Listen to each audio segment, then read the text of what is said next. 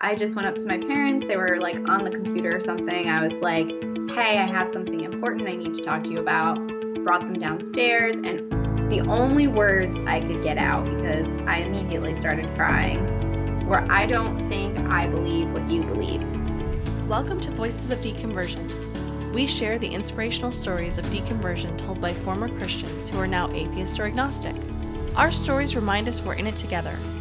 They encourage us as we discover who we are and help us to embrace who we become. Now here's Steve with today's guest.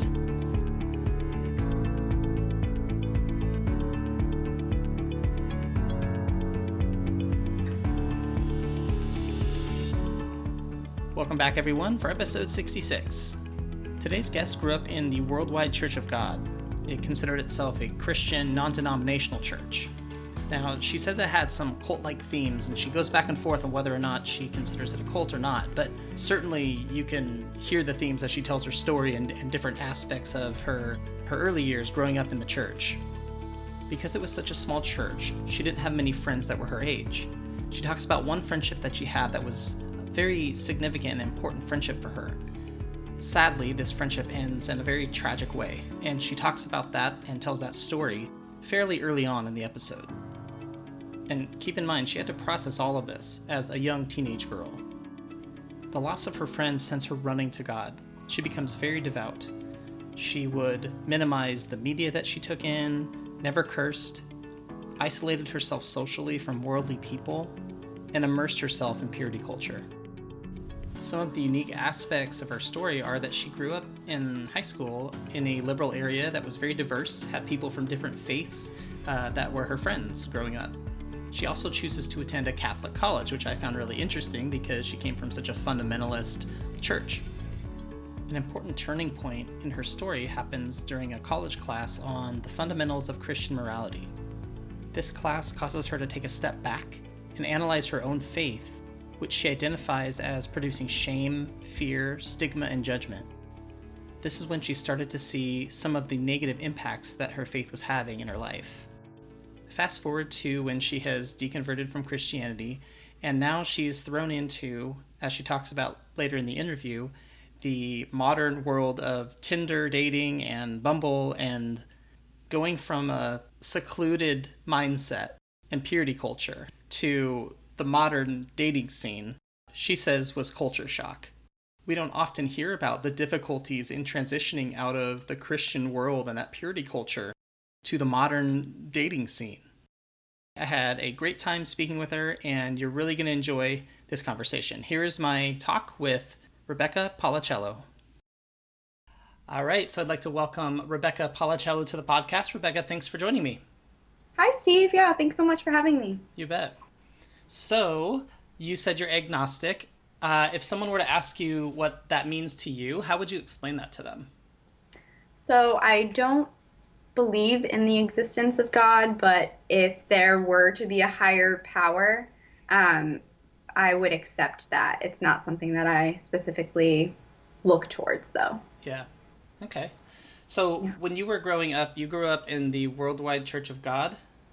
Correct. Yeah. Yes. So tell me about that and how that impacted you growing up, or how that influenced you.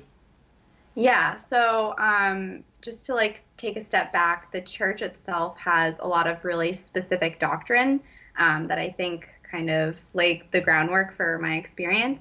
So some things that set it apart, they attend church on Saturday instead of Sunday. So similar to a Jewish Sabbath. So it starts at sundown on Friday night and it goes until sundown on Saturday night. And during that time, it's, devoted to prayer and church and connecting with God. So, I wouldn't go to any birthday parties on Saturdays or Sabbath, no concerts. It was, strictly for religious purposes. And we also celebrated things like Rosh Hashanah, Yom Kippur, one in particular called Feast of Tabernacles, which is an 8-day celebration that pictures the return of Jesus Christ and kind of what the end times mean. And we didn't celebrate things like Christmas or Easter And those were seen as like really taboo things to even associate with those holidays in any way. So the Feast of Tabernacles, you said it's a end times. So it's like almost it's a focus on the end times. That's really interesting because it's not typically like what a Jewish person would think of as Feast of Tabernacles. Yeah, so the Jewish version, you're supposed to stay in temporary dwellings. So our version of that was we would go away every year. So there were only a handful of other churches throughout the country. So we would have to go to one of those. So we went to one in Texas for many years, one in Scottsdale, Arizona, and then my parents are now attending one in Maine. So that's like pretty much the only site that's left in the US, Mm-hmm. just because the number of people in this faith are dwindling. Dwindling. So, I'd take off from school and spend the first 7 days are technically the Feast of Tabernacles and Mm-hmm. go to church every day. And we'd focus on a different part of the end times each of those days. And then the eighth day is the last great day. So that was more of the celebration. It's like, look at the wonderful changes that will happen after the tribulation. And then we'd always finish it off by reading through the whole book of Revelations on the evening of the last. Wow. Wow, that's crazy. So the whole thing, the whole book? The whole thing, the whole book. And as a child, do you have memories of sitting there listening to them read through this? Oh yeah, I would read too. We'd like go around in a circle and everybody would read a chapter. Wow.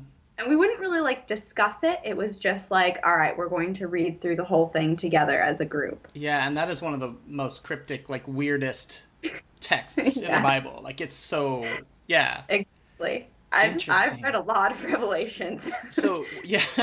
So what you're saying is that you guys would travel to another church and do this for 7 or 8 days?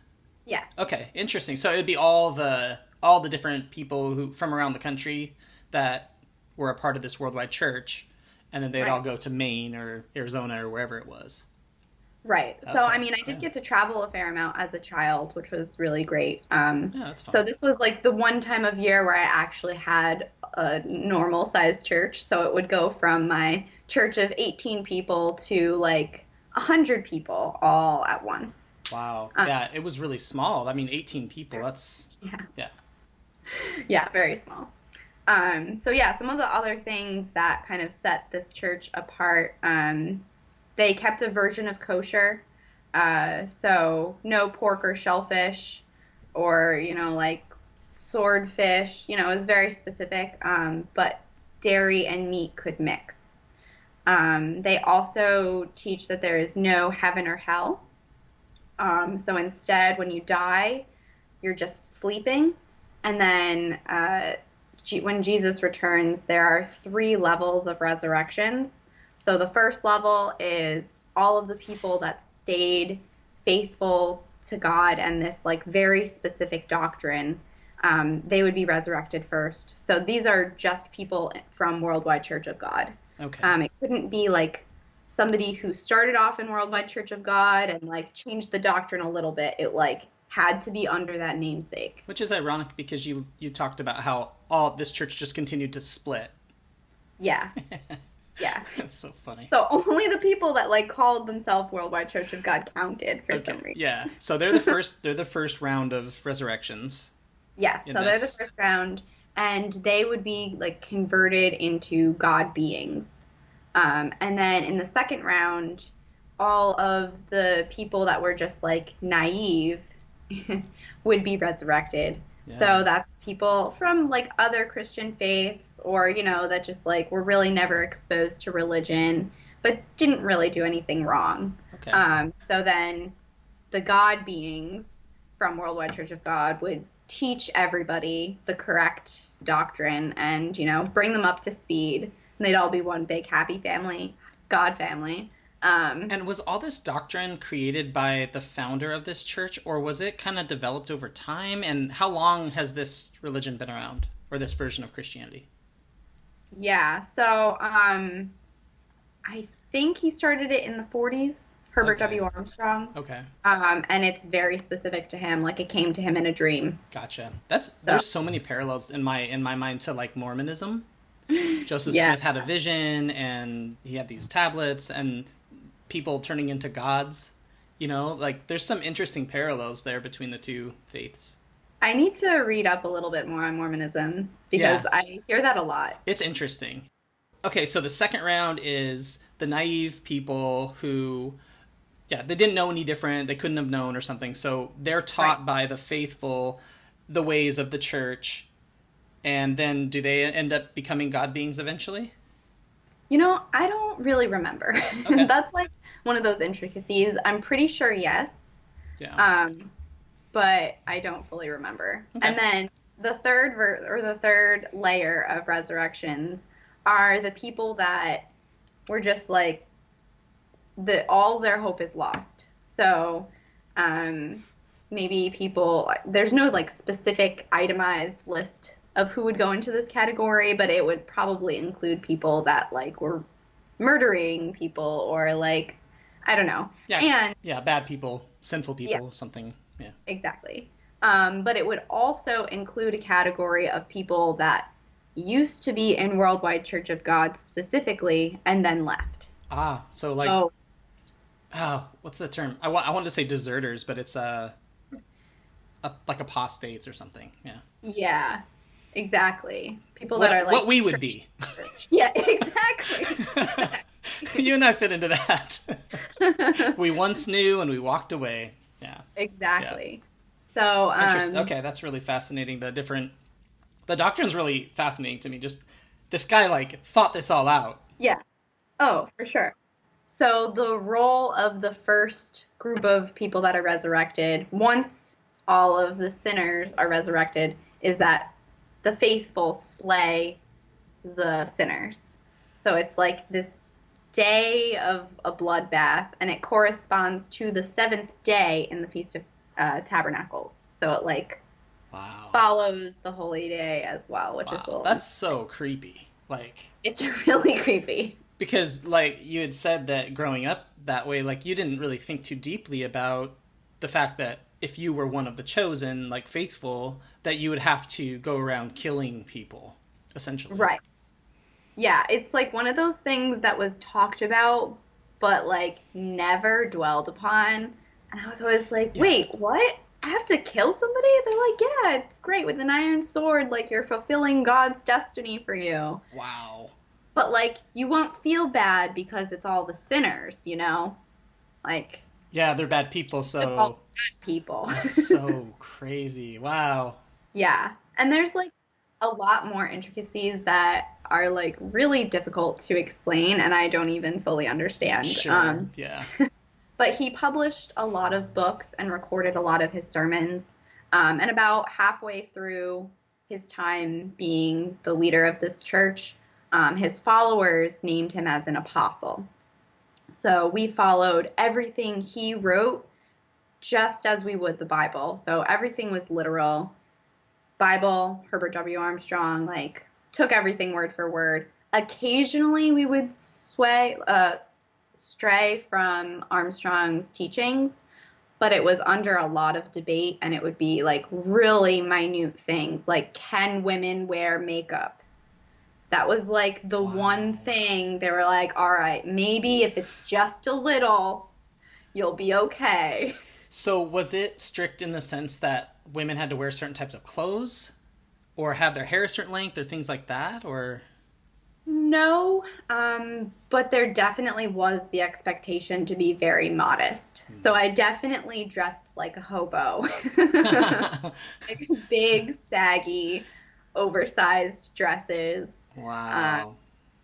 and, definitely like mid-calf length dresses or longer, nothing Wow. short. Yeah, so there's that culture of modesty or purity culture as you Right. say.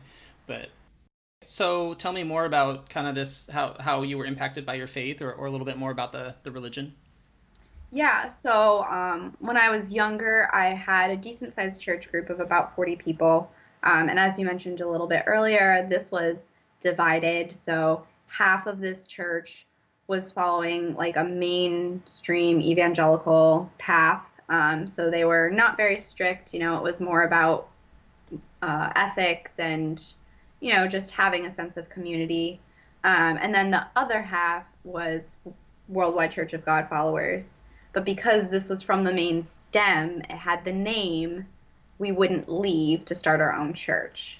So we continued in this kind of half and half situation where my parents were like, those people aren't, following the church anymore. They're not following the truth. Okay.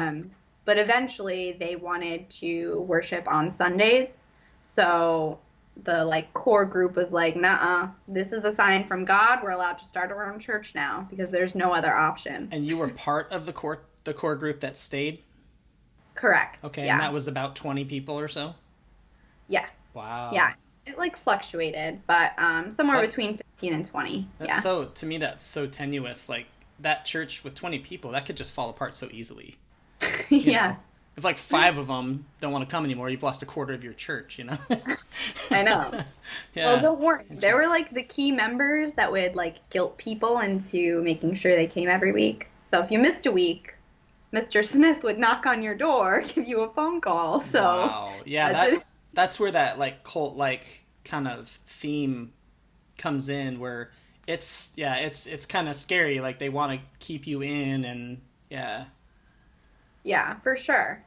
Yeah. And like growing up, I definitely didn't feel like I was in a cult. It's more like now that I'm out of it, looking back, I've only recently started using that term. And my Yeah. brother doesn't use that term, but I do. I've like come to realize that cult is like a very subjective term. I And think you're it's right. really more based on how popular a set of beliefs is more than anything. Oh. Um, and like, yes, there is that element of like being extreme, but if there were like three people following Catholicism, they would call that a cult too, I Yeah, feel like. that's really So, good insight actually. I've not ever thought about that. yeah. So, Yeah, I think you're right. It does have to do with popularity because each major religion has really crazy yeah, doctrines. You know, really crazy. yeah. So, but they're popular, so they're accepted. Exactly.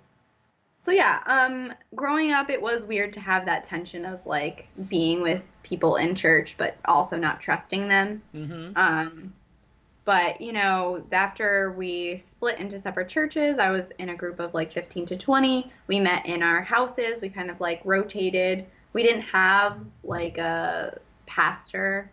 We just had Bible studies, but they would be, like 2 hour long Bible studies.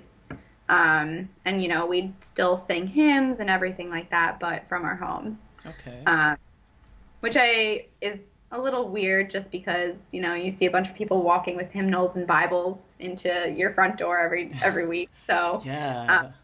and I live in a very liberal area. So I'm sure it caused some of my neighbors to kind of be like, huh, what's going on there? Yeah. Yeah. Even in school, like I can name maybe 5 people that I went to school with that were like openly actually religious. That's Um, really that's kind of surprising to me. I mean, even though you're in a liberal state, so to speak, yeah. uh, that kind of surprises me that there's not more because I mean I'm also in a quote liberal state and everyone I grew up around I think was Christian.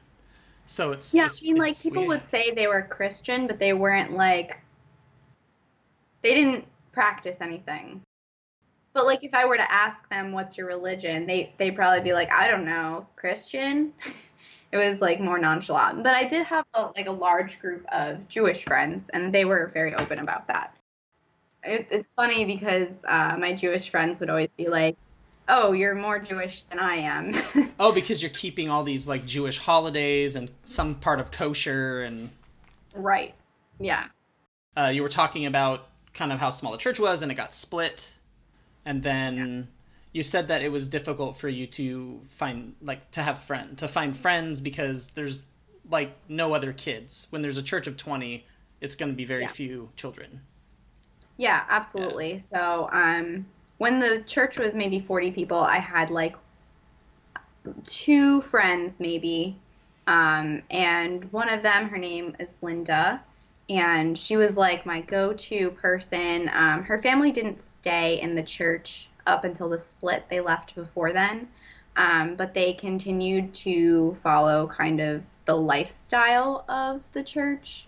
So they continued to not celebrate Christmas and, um, not eat pork or shellfish. I know they tried out a couple of different churches, but they were no longer part of WCG. Okay. So she was like really my only friend that was there to like experience these things with me, or at least able to understand. Yeah. So, I called her mom Aunt Kathy, and her dad was like a very close father figure to me as well. So our moms were best friends. It was a very like integrated connection that we had. And then kind of shortly after the split, when we were in house churches, her father strangled Aunt Kathy and Linda both to death and then took his own life. And that was something that, I was in middle school at the time, something I clearly was not expecting would ever happen.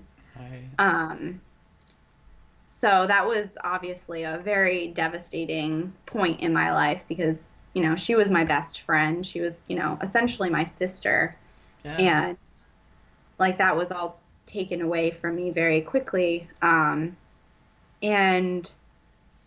like we don't really know, there was no suicide note or anything like that left behind, so we don't fully know his intentions or like the state that he was in Yeah. for that situation. I know he was going to counseling and was on medication and things like that, but his family kind of spoke to reporters about the situation, and they named his depression as being related to leaving WCG. Um, a lot of times deconversion like definitely leads to depression, and I like have only in retrospect associated those two things. Yeah. But his family said that he was like really guilt struck and like really struggling with that process of leaving the church. Mm-hmm. So I'm not saying that, yes, his deconversion state of mind is what caused him to kill his family, but I wouldn't be surprised if it was related to his mental health. So that obviously was like really devastating for you to have to experience that. Yeah. How were you able to get through that time? Because I'm especially thinking because you were so young, to have someone so close to you, killed in that way. I mean, it's horrible. Yeah, so I definitely dove into my devotion for the religion. Um, One song really comforted me the most. It was called It Won't Be Long Now. So it was just, like a little sweet hymn about how Jesus is coming very soon, like the world's going to be at peace. You're going to be reunited with everybody. It's essentially heaven, the imagery of heaven. So I was like, okay, well, if Linda is going to be resurrected and, brought into this God family, I need to make sure I'm also getting resurrected on the right side of this. Yeah.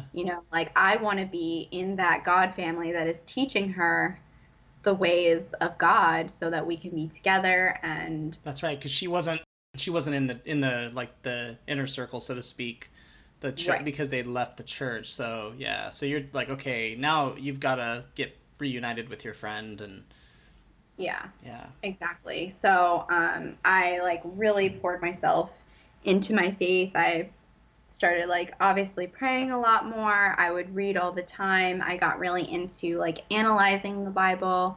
We used a lot of like concordances and Blue Letter Bible, which is like a way to check the meaning of Greek words, and like cross reference it to other places that it occurs in the Bible. Like it became very academic for me, but I was definitely really devout. And my dad was like, wow, you're like so, uh, so devout and like I could really see you getting baptized early. So in my church, it was very rare for people to get baptized before their mid-20s. So my dad was like, wow, maybe you'll even be baptized by the time you're 16 or 18. Like, you're just headed on a really strong path to God. Um, so I just like really buckled down on that.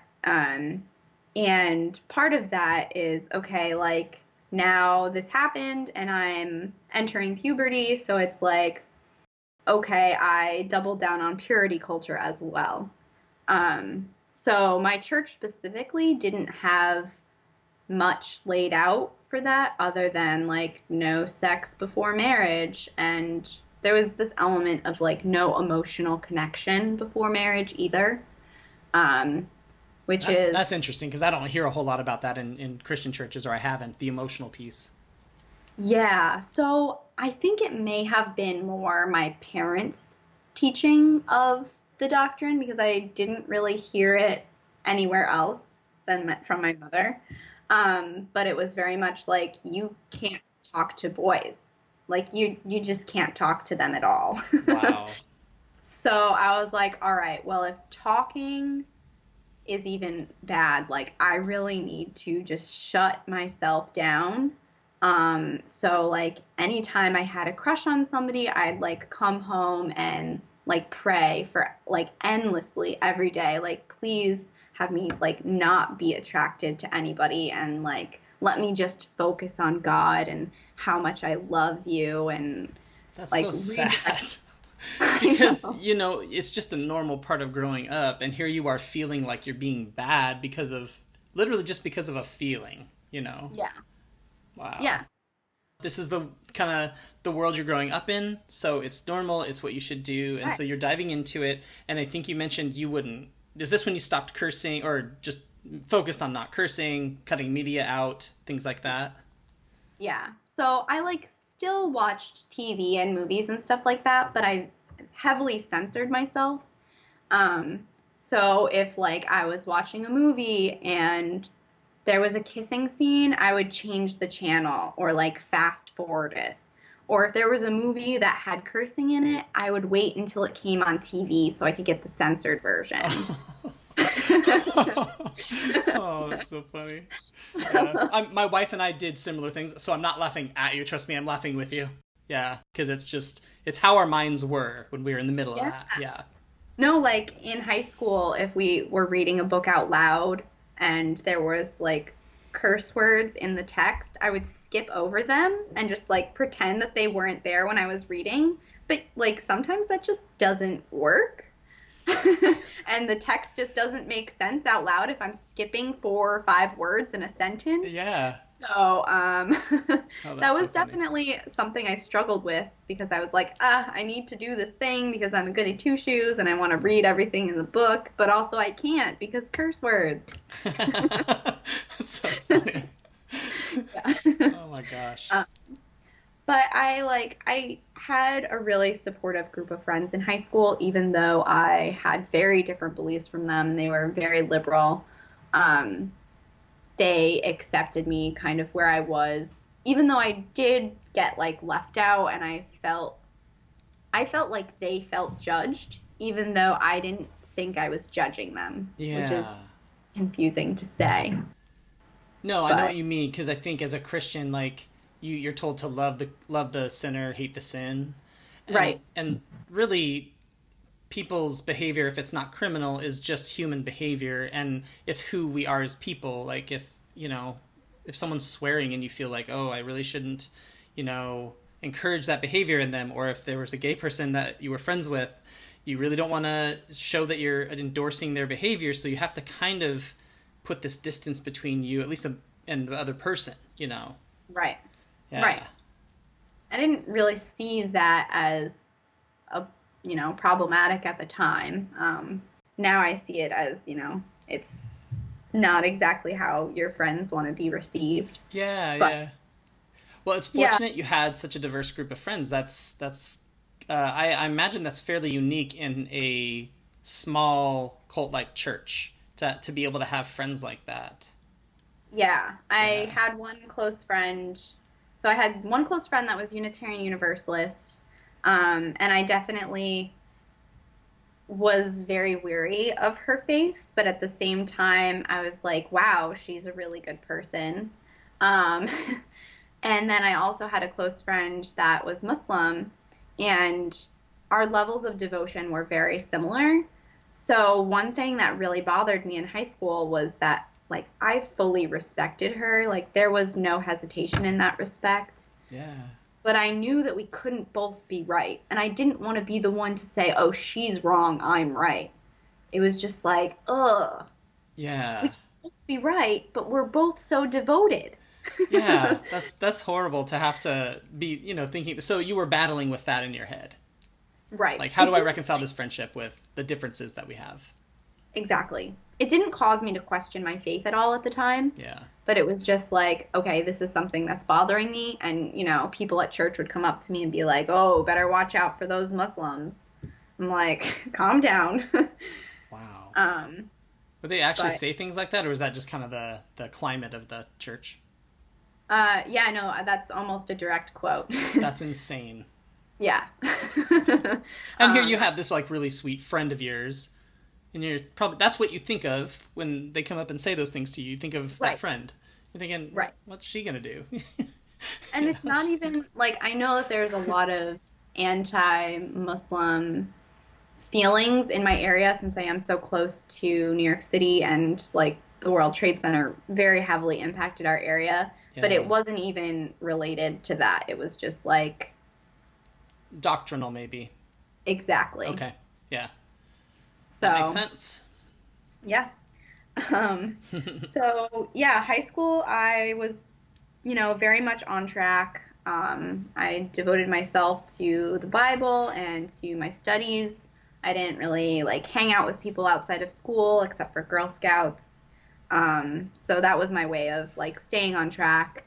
And then when I chose a college, I really wanted to go to Smith, which is like a very liberal school, but I was like, probably too liberal for me. So I ended up going to an almost all girls school that was Catholic. So it was liberal arts, but it was definitely a lot more conservative than Smith would Yeah. have been. It's Um, it's just a thought I have is that when you're a Christian like this and you're in a very strict faith, at some point you have to go out into the world and yeah. interact with people who are either Muslim or go to a Catholic school because that's the best option for you. It's at some hmm point these cults can't or these churches can't you can't stay in this bubble all by yourself forever. At some point we have to venture out and experience life and meet people who are different. Yeah. Yeah. Um, Yeah, and I I thought was it was really funny that you went to a Catholic school because your yeah. church was so strict. Yeah. Yeah, I would say that Catholics were seen as the least threat compared to any other faith because my parents, pretty much everybody from my church started out as a Catholic and converted into this faith. Oh, wow. So Interesting. there's a lot of like Catholic bashing. Um, But so, they come from that culture, so they're not afraid of it. right. So like my grandparents are Catholic and all of that. So like I knew pretty much everything about Catholic teachings, and my parents had already like plugged holes in everything. So I was like, I'm never going to believe in Catholicism. It's not a threat, but at least I have the like moral standards in place when I go to this school. So like the dorms were separate and they had like, oh, no boys can be in the girls' dorm after 10 p.m. and like very strict standards like that. So I felt safe there. I was like, okay, I won't be distracted. Like, Yeah. I can continue being devoted even though this isn't really my faith. And so it had some of these strict religious elements, but was it a more conservative Catholic school, or was that not really a thing? I mean, there was a small subset of people that were very Catholic, Okay. and I did have a couple of teachers that were nuns, but all in all, it was mostly people that were Catholic by like family relation. So Yeah. my school used the term faith tradition instead of religion. I remember. Was like part of our freshman orientation was we would really dive into why traditions like this are important to pass down, not necessarily from like a moral or religious standpoint, but just Hmm. like this is your heritage. Yeah. Um, and I really rejected that because I was like, this has only been in my family. Like, I'm only the second generation of this. So it's not really like a faith tradition in that sense. Right. And I also resented it because I was like, you're implying that I don't believe this on my own, that it's Mm. kind of like something Inherited. just spoon fed to me and inherited. Yeah. Okay. Yeah. So, Yeah, that makes sense with, you believed it because you believed it. It was a personal decision. It wasn't something that you just didn't, took on because you're supposed to. exactly. Yeah, Yeah. exactly. Yeah.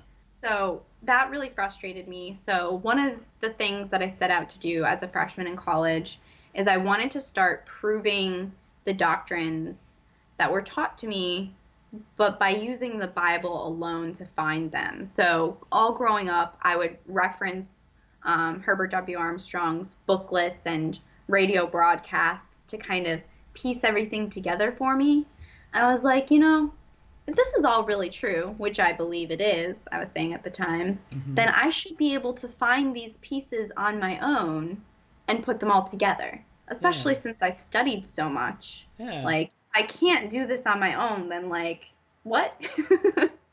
You're starting to really dig into your faith, and you're making it your own even more. You're really absorbing it. And so you have to kind of answer those nagging questions in your mind by looking things up and kind of helping yourself understand the faith better. So that's what you were doing when you were in college, is what you're saying. Yeah, Okay. absolutely. Cool. At least for the first year. Yeah. Um, so just for my first year, I was in an architecture program, and it was really intensive. I was only getting like 4 hours of sleep a night, and I was still observing the Sabbath, um, which 24 hours taken away from architecture project time was like, it was a struggle. So I wasn't very happy about it, but I was still following it to the T. Like maybe 10 minutes after sundown, I would keep going, but like it was real close, you know? Wow. Um, Yeah, that would be so really hard. yeah.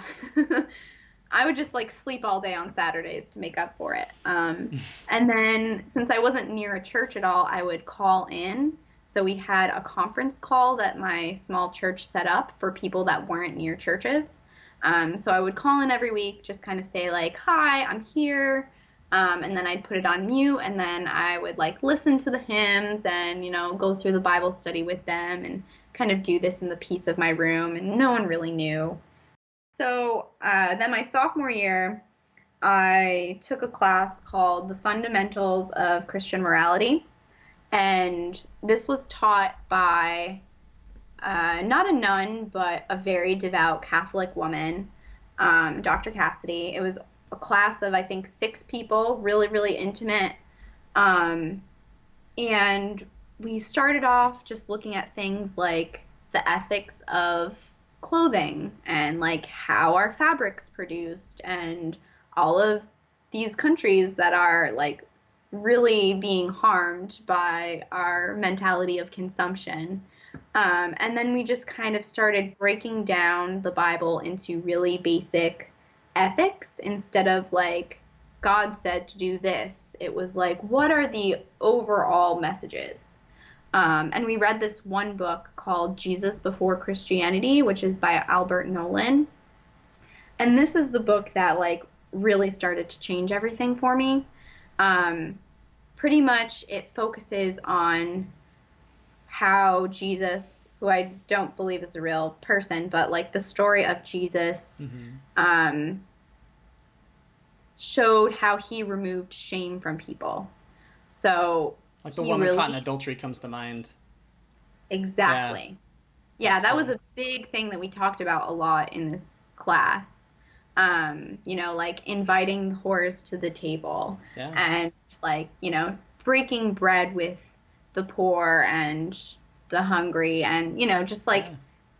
having communion with all people. Yeah. Um, and that's when I realized how much my faith did the opposite of that and burdened people with shame and guilt and had this like really strict set of rules that if you didn't live by, then you were an outcast. Um, and they're really like, it was very fear driven as well, which is something that this class was like, no, fear is a really toxic thing to be motivated by. So if that's how you're getting followers, like that's no good. Yeah, and you're you're coming from that fear-based, shame-based community, and so you're probably really thinking hard about kind of how this plays out in your own life, in your own Yeah, faith. absolutely. Yeah. I was very much like, okay, how could God's way of life be so hurtful and toxic to some people? It just Yeah. didn't make sense. Um, and that's like really when I started questioning my beliefs because I was like, if this whole set of beliefs is harmful to people, then it just doesn't make sense. Like this God isn't supposed to be actively pulling people down. Yeah. Um, so it didn't like really start as a finding as a way of like finding flaws in doctrine. It started in like, okay, this is a negative feeling that I'm getting from this faith. Hmm. But of course, like once I started doubting everything, I was able to start pulling up these like chunks of doctrine that I was like, this doesn't make sense. And like, these things aren't connecting. And I was starting to realize that my experiment with like finding Herbert W. Armstrong's teachings in the Bible, that wasn't working. So, the faith that I had been brought up on started to feel like a big conspiracy theory. I don't know if you've ever seen the movie National Treasure, but I Yeah. just like really feel like it describes my feeling towards this church because it just felt like a rat race where you're like finding all these really obscure pieces of information and like pulling them together in weird ways.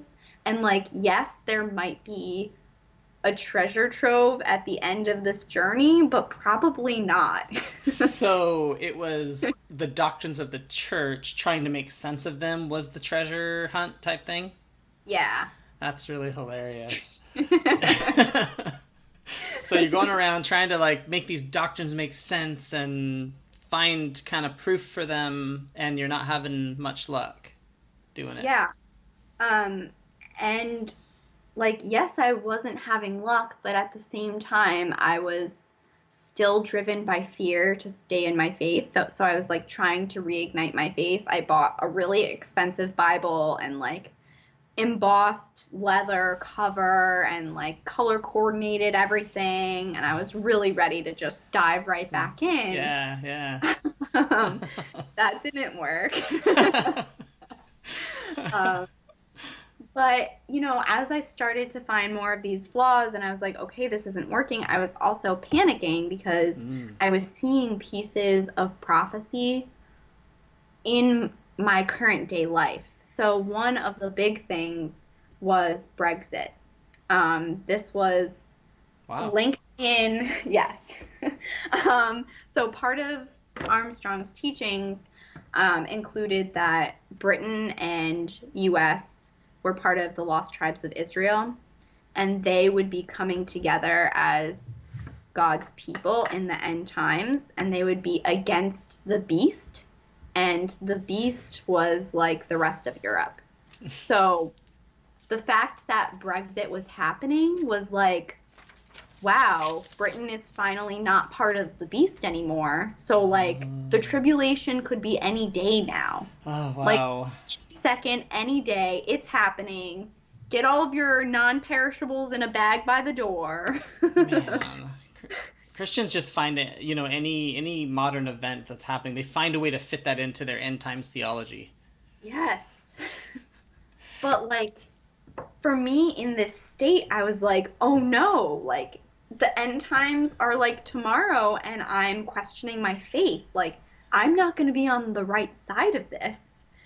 So it like Oh, wow. really So you were changed me. panicking. Yeah. Yeah, That's really scary because it reminds me of like the fear of hell for most Christians. It's this yeah. And you feel like it's starting to happen. At least that's how you were seeing it. exactly. Okay. So I was Wow. definitely freaking out, but I did have like a really great group of people that I was talking to about it. And my roommate at the time was very liberal, and she had, I'm saying left Christianity, but she was never a super devoted Christian. So, she Left had that some tradition. themes. Yes. Yeah. Um, so I was able to talk to her about a lot of these things and process it. And like, really, the only thing holding me back was this fear. At a certain point, I was like, well, if this is the only thing, like, I can't be in this faith if I am fake believing it. Yeah.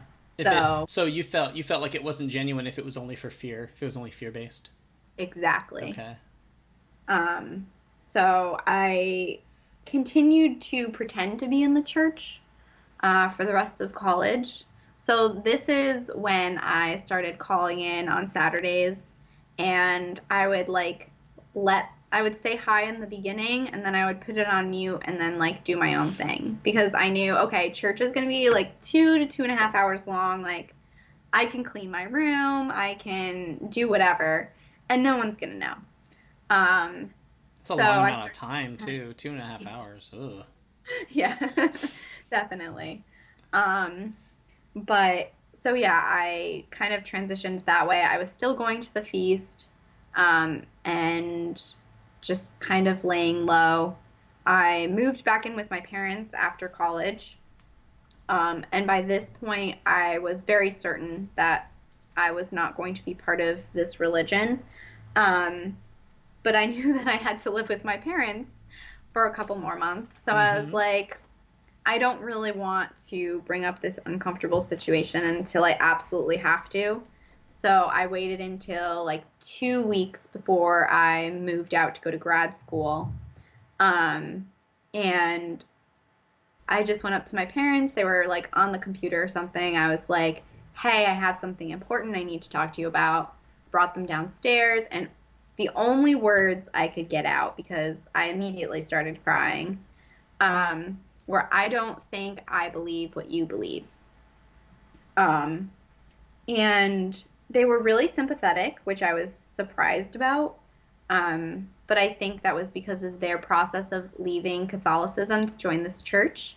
And my grandparents were not happy when they were like, we're never celebrating Christmas again. Oh, I We're never going to eat bet. your pork. Like, you can't feed our children pretzels during Passover. Wow. So I know that they had some sympathy for the feelings I was going through. Um, but then my dad was also like grinning from ear to ear, which really threw me off because Yeah. I was like, why is he happy with this situation? um, yeah, Yeah, that's a very but peculiar response to I'm leaving the faith of my parents. yeah, it definitely is. Yeah.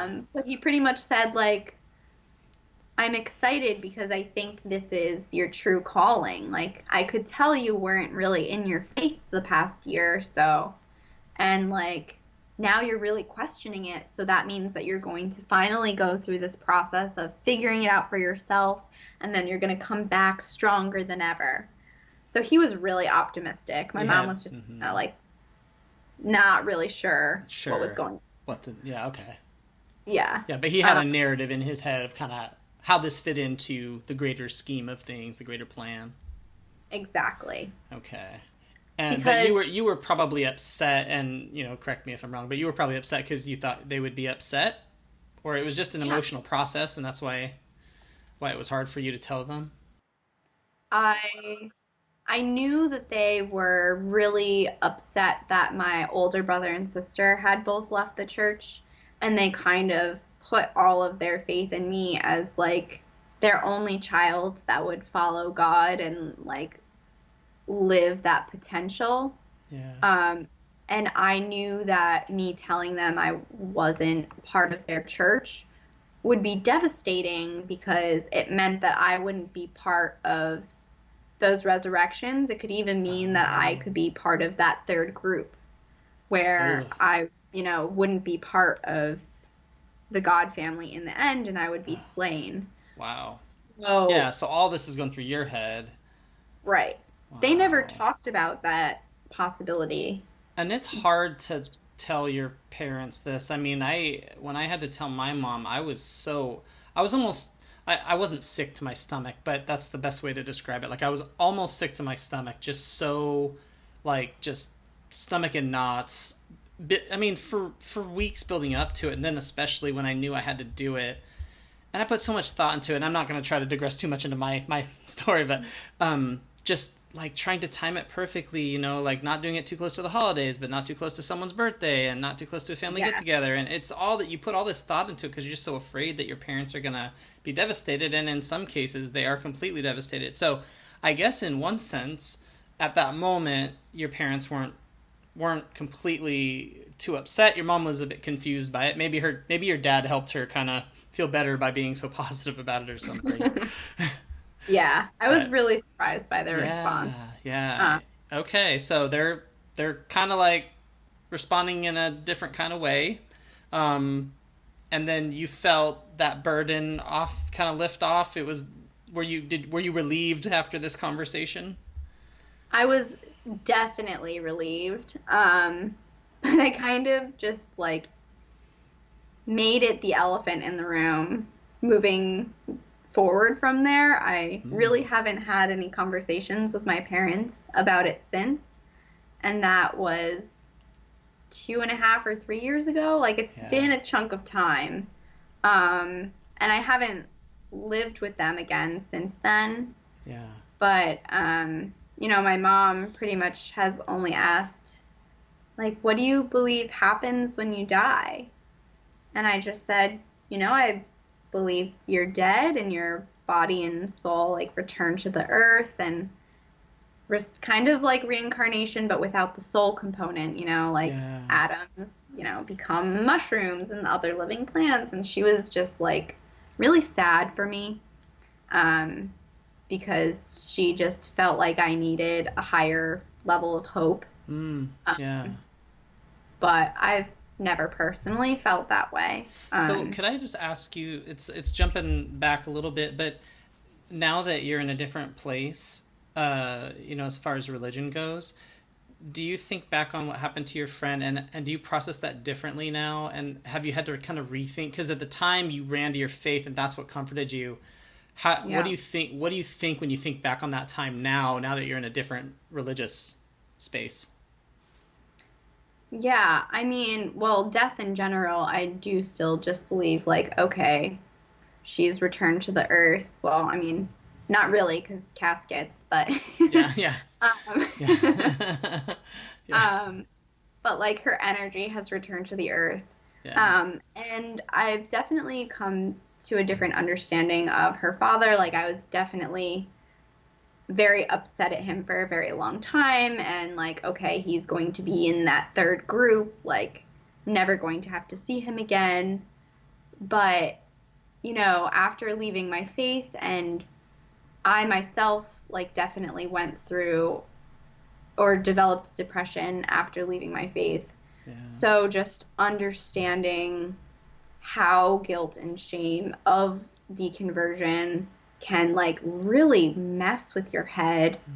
Um, and like I find like I forgive him for that because the depths of that are just so dark and deep. Like Yeah. I really don't think he had any malicious intent in doing anything.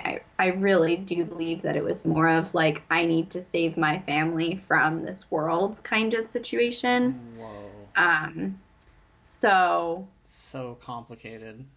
yeah, it's definitely complicated and I'll never have answers about that. But,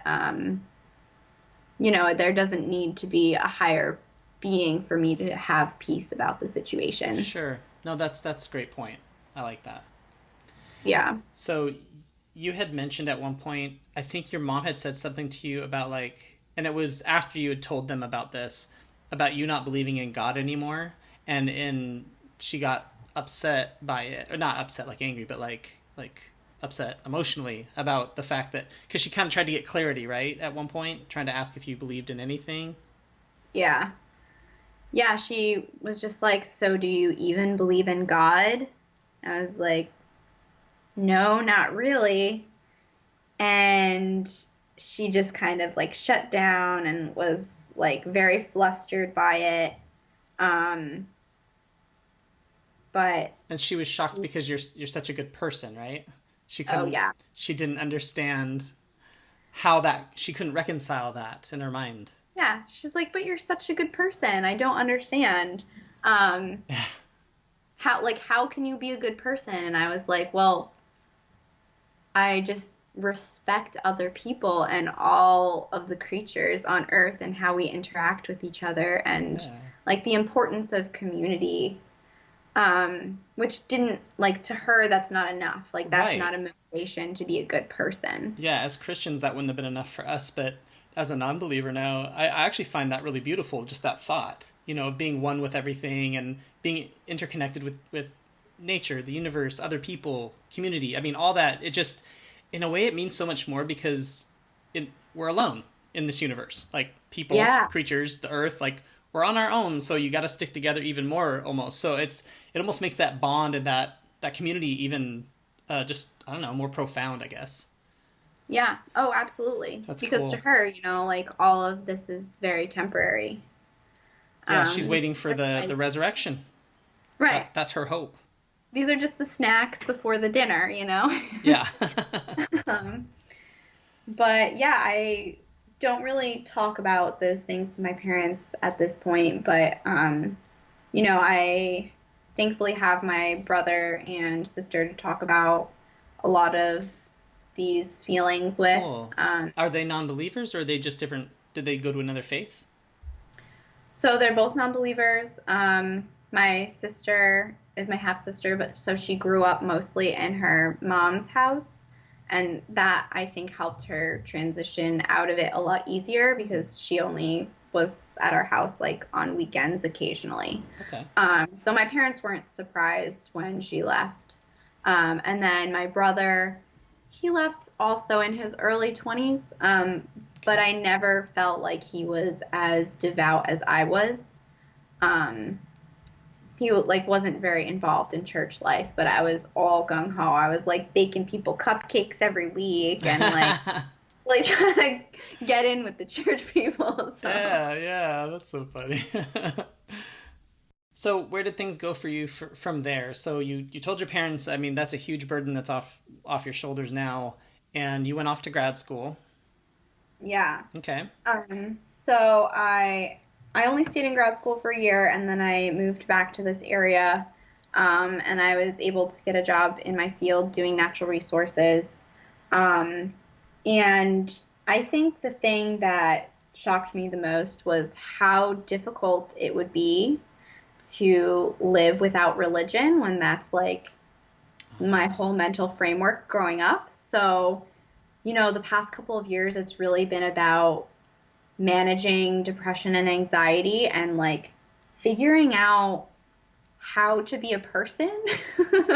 um, Yeah. Especially like teaching myself like what is a want, like desire, and just like being in my own body is a very different experience, and like having to figure out what is a good or bad choice without a framework to base it off of. Isn't it It's just kind of crazy how you're having to do this as an adult? Like you're having to like think about ethics for the first time because you didn't have to think about it before. right. Your I religion would just flip open the Bible, it'll tell me. yeah, or your pastor, your parents, or your teachers, or whatever Yeah. in the church. Yeah. So now, as adults, we have to start like figuring these things out. Like you said, become like learn what it means to be human. But you know, Yeah, yeah. absolutely. Wow. Um, so that's been a challenge, but like thankfully now I don't think counseling is a sin.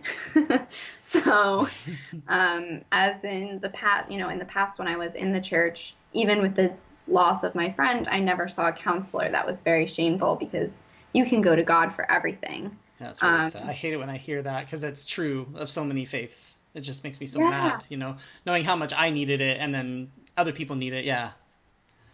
Yeah. I hear that again and again on your podcast. Mm-hmm. So, finally having the ability to, seek professional help has been, really life A changing. huge help for you as you deconverted. Absolutely. And like probably for the foreseeable future, it's Yeah. not something that is just like one and done. Right. It doesn't just get better.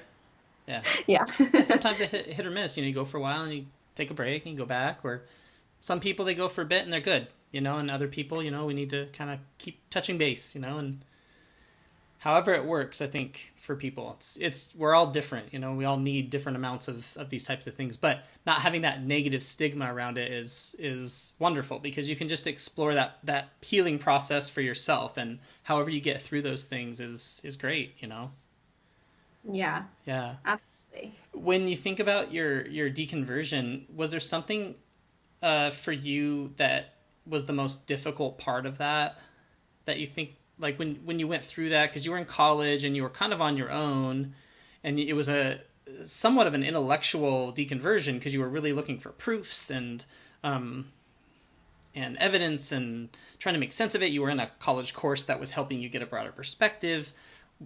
Were you you said you were panicking, so that was probably one of the more difficult things, I imagine. Yeah, I would say that was one of the most difficult things. And then I visited my sister and her boyfriend in Canada kind of near the beginning of this, and I was expressing to her boyfriend how like what happens if I'm wrong, and like I just went through all of this and told everybody that I'm not part of this faith, and then Jesus comes tomorrow because Brexit.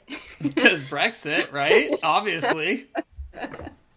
um, and he was pretty much like, I don't remember word for word this conversation, but the essence of it was, oh, well, like, it's okay because, like, how could you know everything? Like, you can't know everything. How could you? And Yeah. you can't, like, can go back to the way you were before. So, like, now that you've made this choice, just kind of, like, stick with it and follow your gut.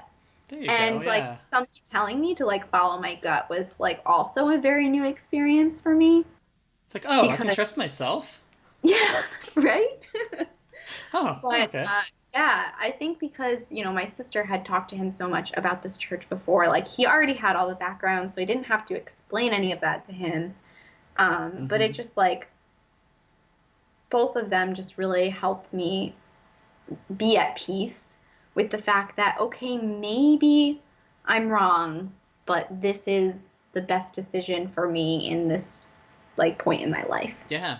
Yeah, I love that, and I love the idea of non-believers, atheists, and agnostics, or whatever you call yourself, just whatever people call themselves, just being okay with not knowing. I think that's a change of mindset, because as a religious person, all you can think of, you're supposed to have the answers for everything, or God's supposed to have the answers, or your faith is. Right. And coming out of that, you're processing and having to learn that, hey, if I don't know for sure if there's a God, who cares? I just don't know. And that's where I'm at, and I'll just keep going forward. And like you said, you just trust your gut and you move on. Yeah. And it's not saying you can't ever come back and rethink about these things or any of that, Right, exactly. Yeah. That's really cool.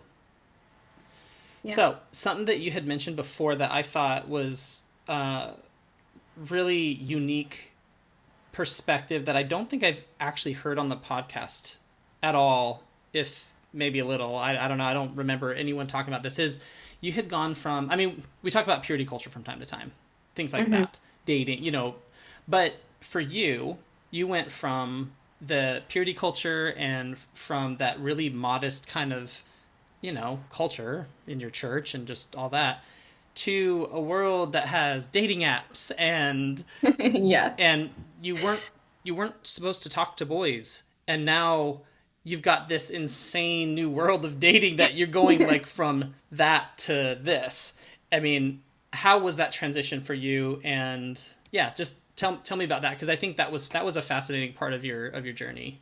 Yeah, so that was definitely culture shock. So I didn't start going on any dates until after I told my parents about the situation, and obviously I like kept it a secret that I was like going on Tinder and Bumble dates. Um, Oh, that's that so would funny. have not gone over well. Oh yeah, yeah. Um, but I was really embarrassed of my past religious upbringing and just like so I felt so behind because I'm going on this Tinder date, but like I've never kissed anyone before. I've never gone on a normal date before. I've never like flirted with somebody. So it was just a really big jump. Um, Yeah. and like it took a little while to kind of get my bearings and figure out like how to talk to people. And like I remember after the first date I went on, I was just like torn down by shame for 3 weeks. Like Hmm. nothing happened on this date that would have even gone against my religious moral standards. Like we got dinner. um, Yeah, it's like your mind was and in shock or something. I was a complete mess. I wore like really baggy sweatshirts for weeks afterwards. I like couldn't look at myself in the mirror. I was just like Feeling I shame. was yeah, I was Maybe. I don't know. really Was that shame? Is that how that was playing out? yeah, Okay. definitely shame. Wow. Um and it wasn't even that my moral standards at that point made me feel like I was doing something wrong. I just like had this visceral response that I couldn't shake off. Yeah. And I think that was just like, I'm stepping over this emotional boundary and I'm like sharing my thoughts and feelings with a man. And up until that point, I had never done that That is amazing. except to like my gay friends, which I didn't see as a threat for obvious Yeah. reasons. So, Wow. um, that was like really hard. And I like, that's not something I'm going to say on a first date Right, either. right. Well, I can So, see why you were feeling so insecure about your faith, because it was a very cultic type experience, and that would be embarrassing. That would be hard to have to bring up, or if it came up, or and you've in the back of your mind that's lingering probably as you're having a conversation over dinner, and you've got kind of this, I don't know, this like kind of. I don't mean to overblow it or something, but like a dark secret almost, or something that's from your past yeah, that you don't really want to discuss or get into, and it's really shaped who you are, and that person doesn't know anything about that. right. And there's Yeah. definitely like, I think a big component of this is there's obviously like a hookup culture that is entwined or entangled in Tinder and Bumble. And it's like, okay, well, they might have certain expectations, but I've never even kissed anyone. Yeah. So it's like managing, trying to like figure out what's in their head and like manage what's going on, but also not feel like I'm a Mormon. So, Yeah. What a tightrope to have to walk. And so it sounds like you've really worked through a lot of that type of stuff and come through it, yeah, which is really encouraging for anyone who might be dealing with a similar thing. And I think a lot of people, especially women who are in the church, who had there's a lot of Christian women that have had similar feelings as you did, I think, growing up, from what I've heard them say. And so I think that's I don't know, it's a significant hurdle, especially for women in the church to have to like navigate. yeah. And I like don't think I could have done it if I didn't find a certain podcast. It's called The Sexually Liberated Woman. And Evian Whitney, she also has an Instagram. She just like, even though it wasn't a one on one, I felt like she was holding my hand through this process of like reconnecting with my sexuality because people, for all sorts of different reasons, aren't able to connect with their sexuality. But she does also come from a religious background. So there are some themes of like, this is what Christianity taught me, and like this is not true, and like this is how you can reconnect with yourself. Yeah, So that was like a really amazing podcast. that's And awesome. then I did also have a counselor at the time. And it was fun because even though she was in her 40s and 50s, like she was on dating apps. So like she was able to really be there for me in a way I don't think other people could have been. That's kind of cool. She Um, understood it more than most people would. And exactly. being in her Um, 40s or 50s is also a scary transition to go from the old way of dating to the new way. So I'm sure she was having some feelings like that you were, about like, this is crazy. Like, I don't, how do you navigate all this new stuff, yeah. But it was just great that there were resources. Like, obviously, it took a lot of time before I was more comfortable with dating, but it's Yeah. like definitely getting better, and I have a much better sense of self now that I'm completely detached from this church. Yeah. So I don't feel the strings of it like weighing me down anymore. That's great. That's an awesome, Yeah. that's an awesome thing to be able to say. Yeah. They've been cut and now you're free. Sigh of relief. That's awesome. So when Yeah. you think about how different you are now from that really devout girl as a young as a young high schooler that you were when you were really your most devoted. When you think back on that person that you were, what do you think of her now? Now that you're from this vantage point. Yeah. I mean, I'm sad for her because, there's just a lot of life that she was shutting herself off from. Um, but also, like, what else could I have done? Like, I don't see there being any other option really because of how brainwashed I was. Yeah, you were raised in it. You couldn't help that. Yeah. Yeah. And I feel bad for how I treated other people. Like I wish I wasn't a judgmental, prudish girl. But there are a lot of things that people grow out of after, high school and college. So, I give myself some slack for that. You'd mentioned a friend that you knew back in the day, and then you saw her again recently, and she said something to the effect of, "I want to get to know the new Rebecca." Yes. Yeah. When I moved back to this area, somebody I knew from high school told me that, and that just like lifted a whole burden off of me because I came in to that friendship expecting her to hold me to the same standards as high school and to be somewhat in line with that person, and I'm not anymore. So it was a huge relief to know that I had that Yeah, opportunity. and I just think those kinds of friends are the best kind. Just they love you for who you are, as a person, not for your belief Yeah, system. exactly.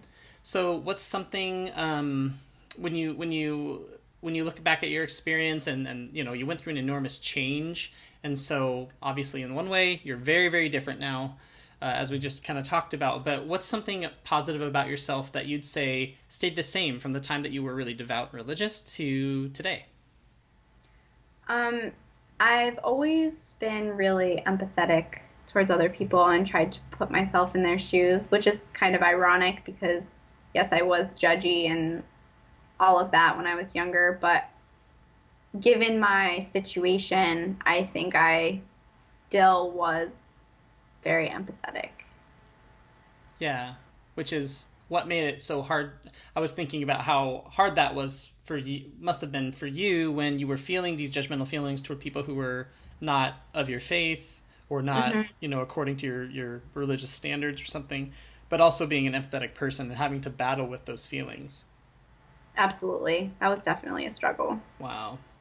So when you think about someone who might be listening to the podcast who's coming from a very strict Christian background like yourself, when you think about that person who's listening right now who needs some encouragement, what encouragement would you give them? What guidance would you offer that person? Yeah, one thing is the importance of creating rituals for yourself. So, one thing I really missed after I left my church was I had all of this structure, tons and tons of structure, and then after I left, I had nothing. So, I'm like now realizing that things like going out to coffee every Saturday morning, or like taking a bath on Tuesday nights. They are so critical because they help create that structure, but it's in a positive way, and it's whatever I want it to be. But it still fulfills that need. So that's definitely important to like find things that you want to create rituals around. That's Um, awesome. and also just like keep looking for resources. I know when I first started my deconversion journey, I had kind of a weird experience. I was very specific. I was like, leaving Worldwide Church of God group or something like that. And I found a website and I reached out to them, but they were like, we need to know who your pastor is, what church you're from, like what your phone number is, your address. And I was like, I'm not comfortable giving you any of that information, but can I still be part of this community group? And they were like, no, sorry. Weird. It's almost like a cult about leaving the cult. Exactly. Oh, wow. So that kind of shut me down for a while, but my advice would be to like keep trying to look for other resources because there are other people out there that are like you and have similar experiences as you. You just have to like unlock that. Yeah. Uh, and it wasn't really until I found this podcast that I felt understood. Because for the longest time, I was like, oh, other churches are so different from me. No one's going to understand my deconversion process. And then I started listening to this podcast. I was like, all of the themes are the same. Like, people are like leaving shame behind and struggling with depression. And like, the story outline is different, but the outcome is very, very similar. So that's really cool. So it was hearing these things that you had also gone through that really helped kind of made you feel understood. That's really awesome. Yeah. Yeah, that's neat. And also Olive Poetry was an Instagram that I started following. And that also really helped me name some of my feelings through her written words. That's really cool. Yeah, Yeah. that's Leah Nitcher, who was on the podcast. I can't remember what episode, but yeah, people can look her up because she was awesome. And Yeah. I know a couple people have connected to her either through the podcast or I think you said that you found this podcast through her, right? Yeah, Yeah, she posted it on her story. I think it was right after her episode came out. She was like, go listen to this that's podcast. so cool. She had an And I amazing did. story. Yeah, Yeah, it's been a while since I listened to it, yeah, yeah. um, But she's cool. Well, yeah, that's so those great. were like some of Hmm. the main resources that really helped me. And I'm reading a book right now, actually, that I highly, highly recommend. It's called You Are Your Own by Jamie Lee Finch. Hmm. And it has a lot to do with the transition of like reclaiming your sexuality, um, and PTSD and religious trauma syndrome. Hmm. And it goes through her story as well, but I'm just like very much connecting with it. That's So cool. I would recommend that for And other people as fact, well. I think I've heard her on the Life After podcast. I don't know if you've Oh, heard that podcast or yeah, I think she was on there. So, for I'll people look her listening up. who like podcasts, look up Jamie Lee Finch on the Life After and yeah, or get the book. Yeah, That's yeah. really cool. So I just thought of this to ask you this. I think it's kind of a fun question. So, how do you spend your Sundays now? Or wait, sorry, Sabbath. How do you spend your Right. sundown to sundown now? I go to the woods a lot. So nature has really become my chapel and my like religious experience. So I go hiking a lot of Saturdays. Sometimes I'm just lazy and like stay home and eat pancakes. But That sounds um, like way better than church anyway. yeah, Sounds pretty definitely. awesome. Yeah, it's just my day to reconnect with myself and explore. Well, is there anything we haven't discussed that you wanted to share?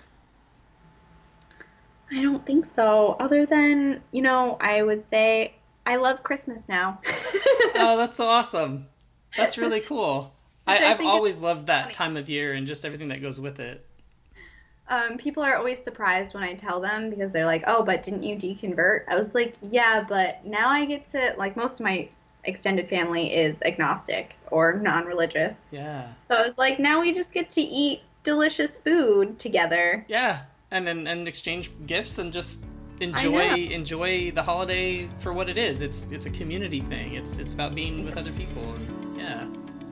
So That's so awesome. Yeah. Right on. Well, Rebecca, thank you so very much for taking time again to do this interview. I appreciate it so much, and it's been really fun to listen to your story, and I'm sorry you had to go through some of those really difficult things that you did, but it's so awesome to see kind of how you've come through it and where you are today. Yeah, thanks so much for chatting with me again, and yeah, it was great.